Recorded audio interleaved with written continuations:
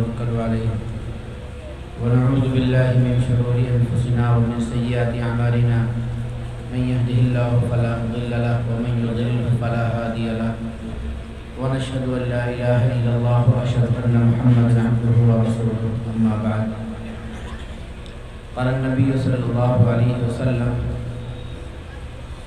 والله في عون العبد ما كان العبد في عون أخيه صدق الله مولانا العظيم وصدق رسوله النبي الكريم ونحن على ذلك لمن الشاهدين والشاكرين والحمد لله رب العالمين.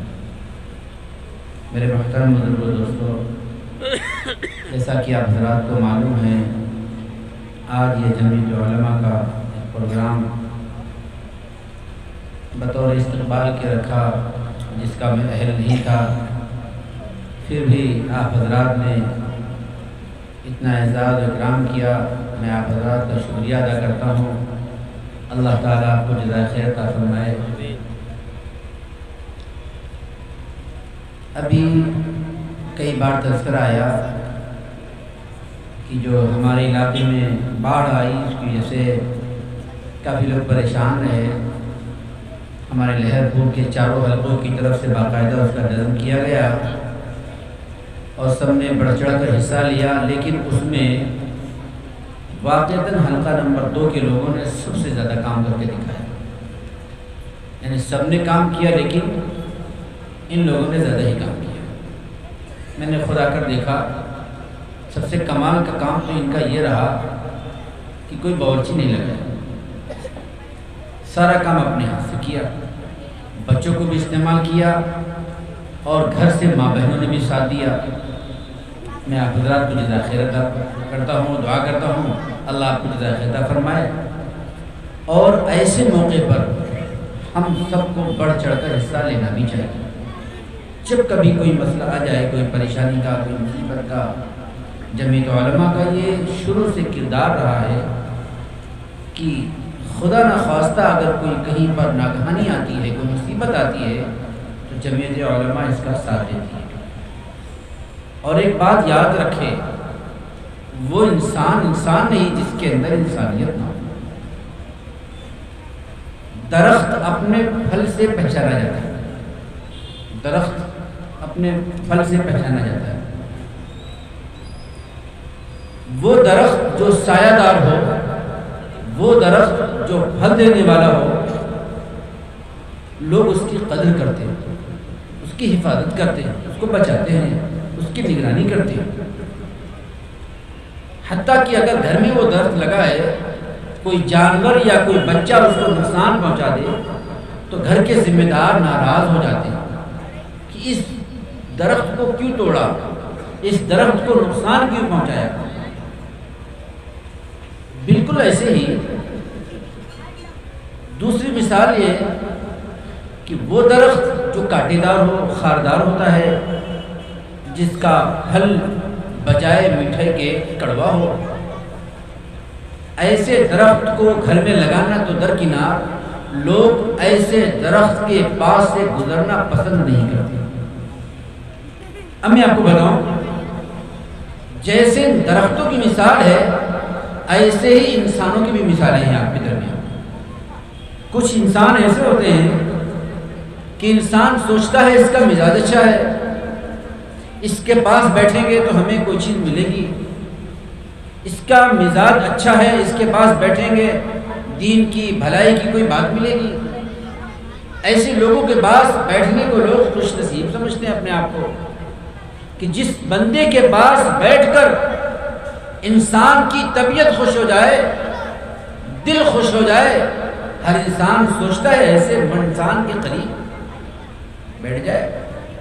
لیکن دوستو، کچھ انسان ایسے ہوتے ہیں کہ انسان ان کے پاس پہنچ جائے تو آدمی شرمندہ ہو کر آ جائے، اخلاق اچھے نہیں ہوتے۔ قرآن کریم میں اخلاق کی بڑی تعلیم دی گئی ہے۔ میرے دوستو، میرے اندر اخلاق نہ ہو، میرے اندر انسانیت نہ ہو، جس بندے کے اندر ہمدردی نہ ہو، جس بندے کے اندر انسانیت نہ ہو، وہ حیوان ہے، انسان نہیں ہے۔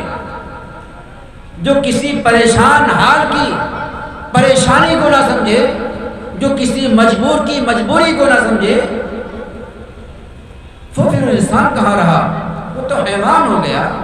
قرآن کریم میں اللہ تعالیٰ نے ارشاد فرمایا اولئک کالانعام بل ہم اضل، ایسے انسان جن کے اندر انسانیت نہیں ہے، وہ انسان نہیں ہے، حیوان ہے، بل ہم اضل، بلکہ اس سے بھی گئے گزرے ہیں۔ جانور بھی تین طرح کے ہوتے ہیں، کبھی غور کیا آپ نے؟ جانور تین طرح کے ہوتے ہیں۔ بعض جانور وہ ہیں جو مصیبت کو اپنے اوپر لے لیتے، بھوک لگی ہوتی ہے لیکن وہ جانور کسی کو کاٹتے نہیں، کسی کو تکلیف نہیں پہنچاتے، وہ اپنی پریشانی اپنے اوپر جھیل لیتے ہیں۔ جیسے بکری، گائے، بھینس، یہ جانور ایسے ہیں اگر یہ بھوکے ہیں تو کسی جانور پر حملہ نہیں کریں گے، کسی کو کاٹتے نہیں ہیں، یہ بھوک کی وجہ سے مر جائیں گے لیکن کسی پر حملہ نہیں کریں گے، کسی کو پریشان نہیں کریں گے، سردی لگے چاہے گرمی لگے، یہ جہاں پر کھڑے ہیں وہیں کھڑے رہیں گے۔ یہ ساری سے جانور ہیں جو بکری ہے، گائے، بھینس ہے، ایسے جانور ہیں۔ دوسرے جانور ہوتے ہیں شیر، چیتے، بھیڑیے وغیرہ، ان کا کام کیا ہے؟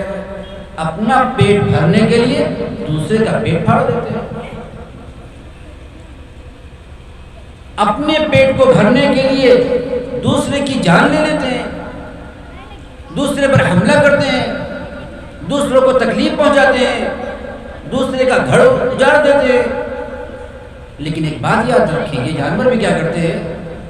جب ان کا پیٹ بھر جائے اور پیٹ بھر کر جب سو جاتے ہیں تو مثل مشہور ہے کہ شیر اگر پیٹ بھر کر سو رہا ہے، پیٹ بھرا ہوا ہے، پھر چاہے اس کے اوپر چوہا کودے اور چاہے چوہا ناچے، وہ نہیں سوئے، وہ خلل نہیں محسوس کرتا کہ کوئی بات نہیں ہے، میرا تو پیٹ بھرا ہوا ہے۔ تیسری قسم جانوروں کی وہ ہے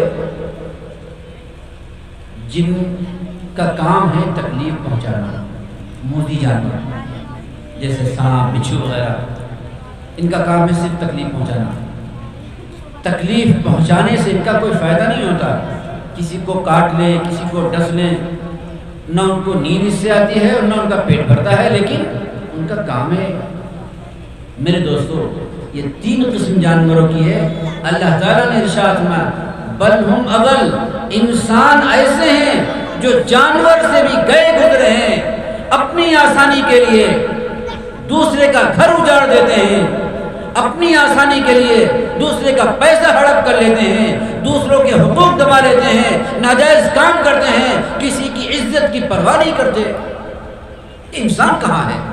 یہ تو جانوروں کی طرح ہو گیا کہ اپنا پیٹ پالنے کے لیے دوسرے کے پیٹ کو پھاڑ دے۔ یہ انسان نہیں ہے، اس کے اندر انسانیت نہیں ہے، یہ تو حیوان ہے، ان سے اچھے جانور ہے۔ میرے دوستو، انسان کے اندر انسانیت نہ ہو، اس کے اخلاق اچھے نہ ہوں تو پھر یہ انسان نہیں ہے۔ اس جمعیت کا یہی کام ہے، یہی مین چیز ہے کہ ہمدردی جمعیت سکھلاتی ہے۔ اور میرے دوستو، ہمارے اندر ہمدردی ہونی چاہیے۔ ہمارے گھر کے قریب میں، ہمارے پڑوس میں کوئی پریشان ہے تو اس کی پریشانی کو ہم سمجھیں، کسی مجبور کی مجبوری کا احساس کریں، کوئی ناجائز کام نہ کریں، کسی کو تکلیف نہ پہنچائیں۔ یہی ہے انسانیت۔ ایک زمانے میں مسلمانوں کی حکومت تھی، مسلمان جہاں بھی جاتے غالب آ جاتے، کامیاب ہو جاتے، مسلمان ہمیشہ کامیاب رہے۔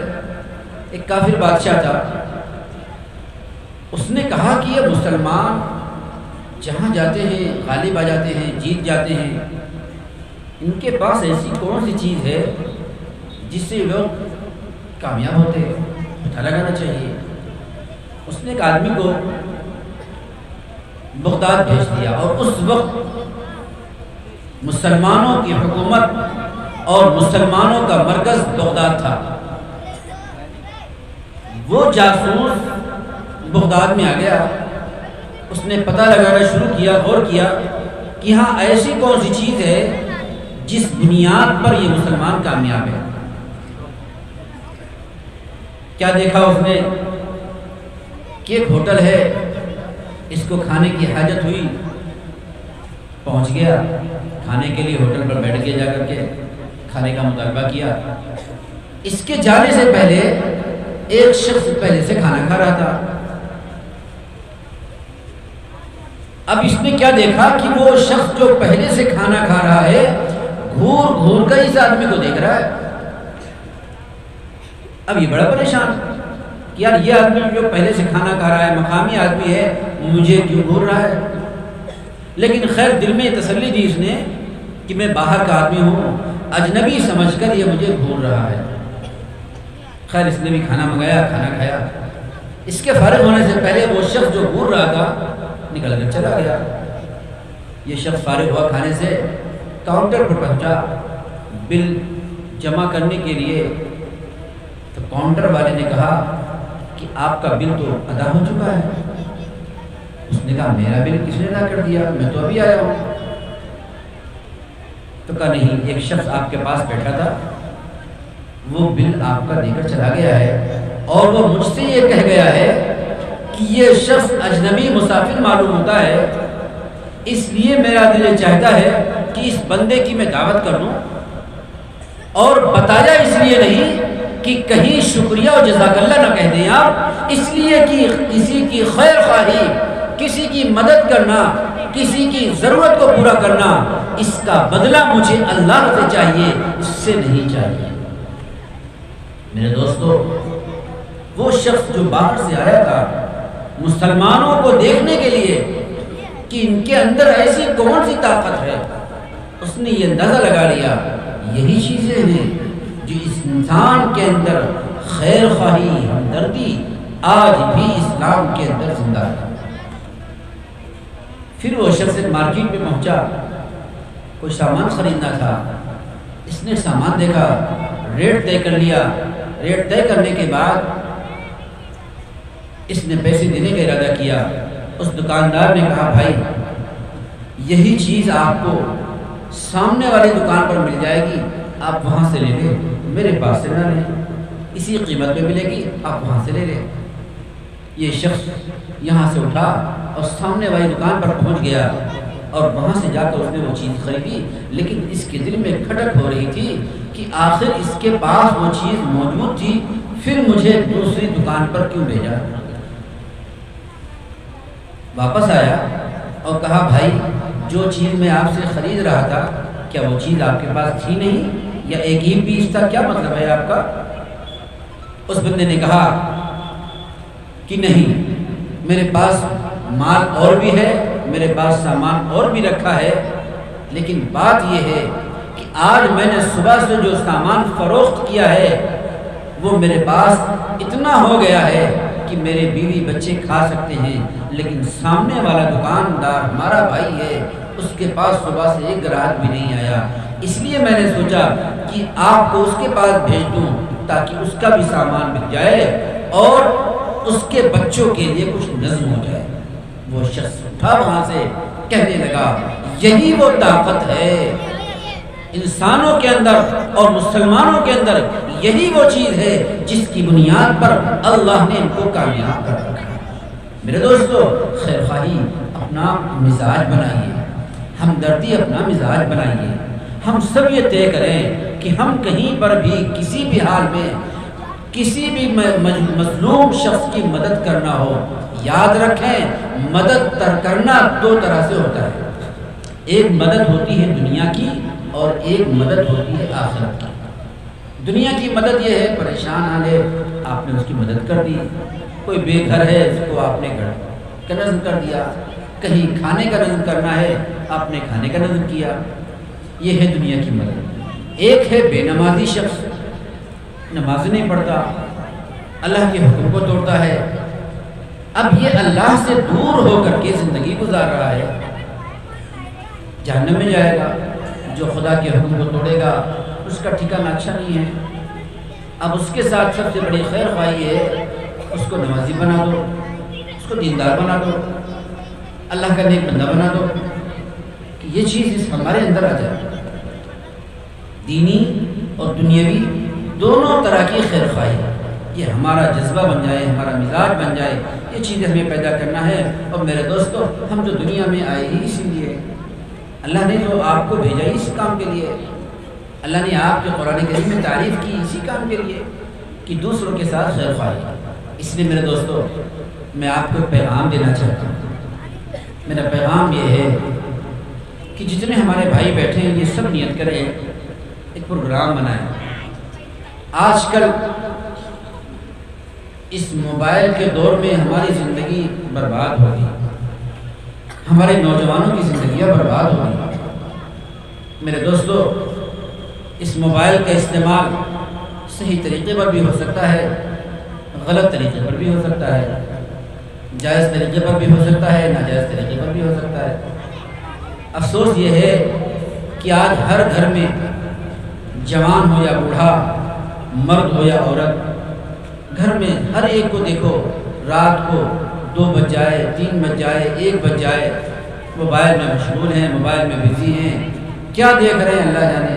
میرے دوستو، یاد رکھو، جو بندہ رات کو دیر سے سوئے گا وہ دیر سے اٹھے گا، اور جو بندہ دیر سے اٹھے گا فجر کی نماز کس سے پڑھے گا؟ نمازیں قضا ہو رہی ہیں۔ دنیا کے اندر 98% لوگوں کا حال یہ ہے کہ وہ روزی کی وجہ سے پریشان ہیں۔ سب سے بڑی بیماری ہے، سب سے زیادہ پریشانی لوگوں کی یہ ہے کہ ہم کماتے ہیں لیکن ہماری کمائی میں برکت نہیں ہے۔